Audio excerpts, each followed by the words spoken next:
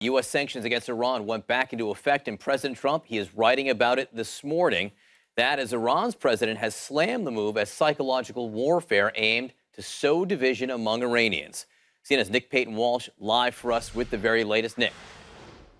John, psychological warfare possibly entered into by Donald Trump very early this morning at 5:31, and when he tweeted, quote, "The Iran sanctions have been officially cast. These are the most biting sanctions ever imposed, and in November they ratchet up to yet another level. Anyone doing business with Iran will not be doing business with the United States. I am asking for world peace, nothing less." Well, pretty substantial goal there, and sort of global pacification. But the key thing there is suggesting that if you do business under these sanctions with Iran, then you can no longer do business in the United States. Now, that is essentially what this global pressure is about from Donald Trump, and it is having a substantial effect on the psychology of Iran's economy, which is suffering from its local currency diminishing. The new sanctions it will be facing as of midnight tonight affect the automotive industry, precious metals, access to US currency reserves too.